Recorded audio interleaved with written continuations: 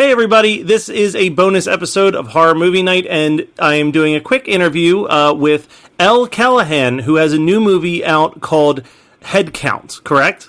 Correct. Now, before you got into directing and doing Headcount, I saw that you actually did a lot of special effects work in the past for stuff like Wonder Woman and Ant-Man, and what was the transition like coming from that into horror? So I worked in post-production for a while.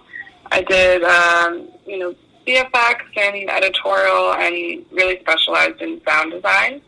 So when it came time for me to direct my first film, since sound is the biggest, it was kind of the most experience I had, I felt very comfortable directing a horror film because sound is so important to the genre.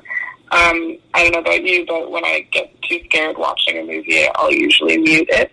So a lot of the scares depend on sound. So I felt pretty comfortable directing my first film within that world. And what drew you to the horror genre specifically? Have you always been a horror fan, or? I love folklore, and I love mythology and legends and things like that, and those kind of tied more naturally into horror films. I like creatures and things like that and just kind of spooky stuff. And I grew up on the East Coast in a very old house that I was convinced was haunted, so it kind of just naturally tied itself into my storytelling and the stories that I wanted to share with the world. So that's why I kind of gravitated towards that. I also just love watching people get scared. Yeah. It's funny that you mentioned like growing up on the East Coast and feeling like the house you lived in was haunted, because I also grew up on the East Coast. I feel like the East Coast is just filled with like so much haunted lore on that coast, and I don't understand why. Yeah. Yeah. Well, I mean, it's got a lot of history there.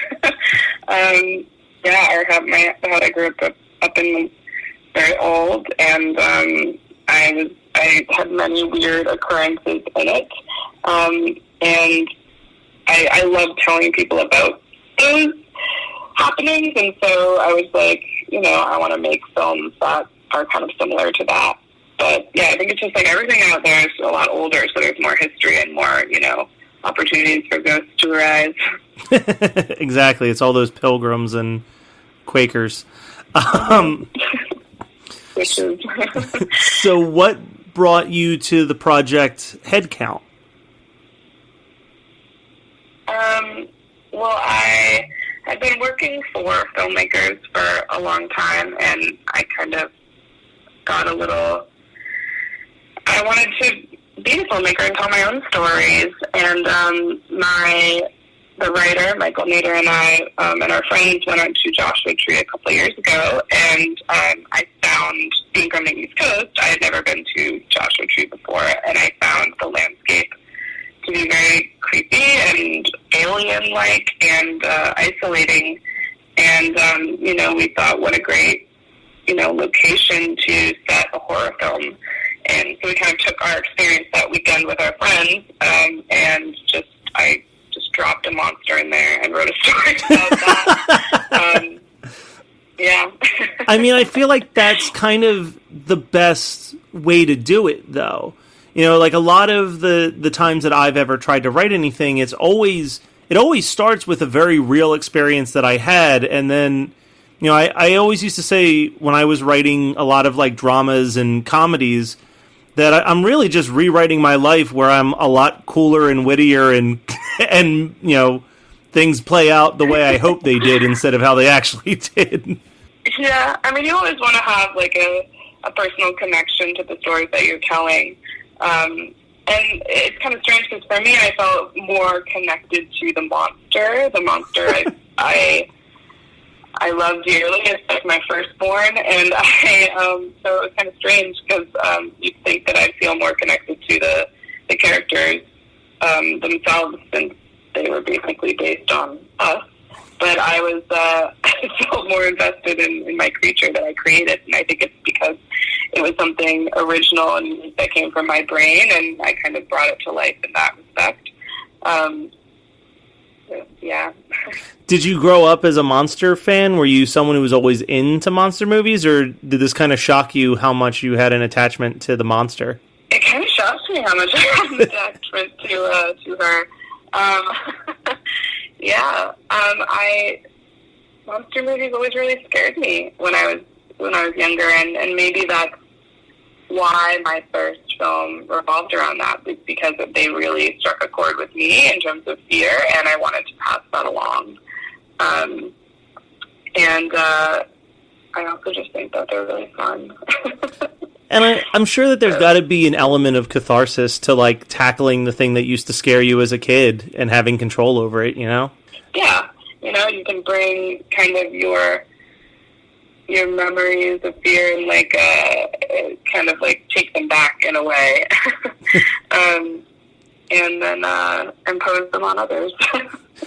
Now, when you were, figuring out how you wanted to do this movie, I know a lot of times you'll hear about directors or writers who will tell their actors to watch specific movies to kind of get the vibe of what you're trying to capture. Was there any movies that you handed off to your actors and said, watch this is kind of what we're trying to create, or?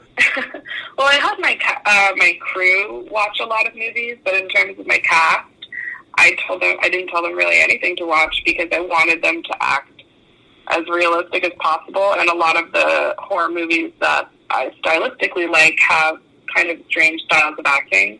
I wanted it to be, like, believable, like the character of Max throughout the whole movie is just kind of like, guys, like, there's nothing wrong, I'm just trying to have a good time on vacation. And I just wanted to seem as natural as possible, so I just kind of had them go in there and be like, you guys are all friends. I had them focus on their relationships with each other rather than the movie that they were in. No, that makes sense. What films did you have the crew watch? I'm curious. I had them watch It Follows and The Witch, The Thing, and I also said like watch any Hitchcock movie because I love all his movies and his camera movements, and I'll probably try to do things like he does. It follows into whichever atmospheric films that they have like a creep rather than like a scare, and that's what I kind of wanted to get them into the headspace of creating. Yeah, I think that makes sense. As you named all those, I was like that. Yeah, all those absolutely make sense with the premise of Headcount, especially The Thing. I was curious if that was going to be one of the ones you mentioned. Yeah, the original one. Yeah. Where will people be able to see this? What's the actual release plan? Is this getting a small theatrical release, or is it going to be streaming somewhere? So we're getting a small theatrical release, and then it'll go to iTunes, and then I think eventually it's coming to Netflix in the fall, I believe.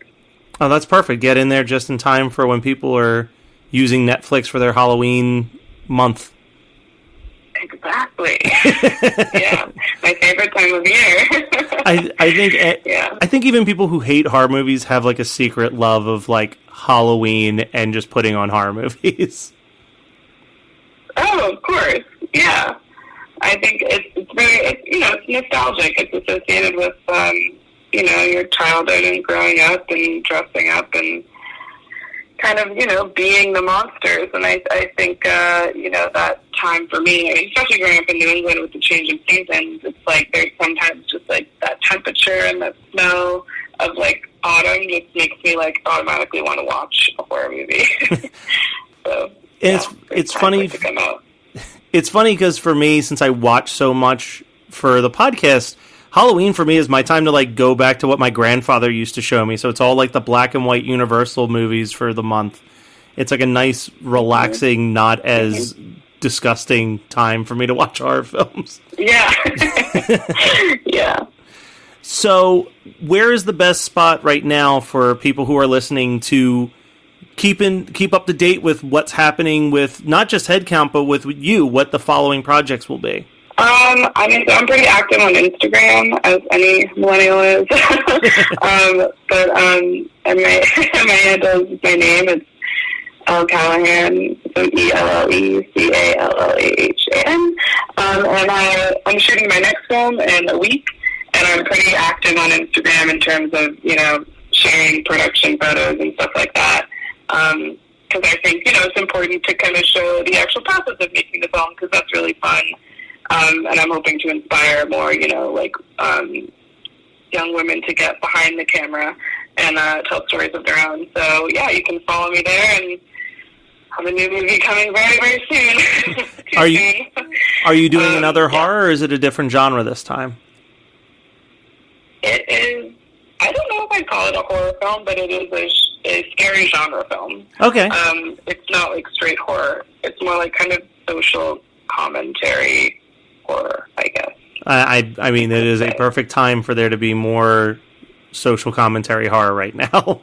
Yes, yeah. Yeah, I agree. Yeah.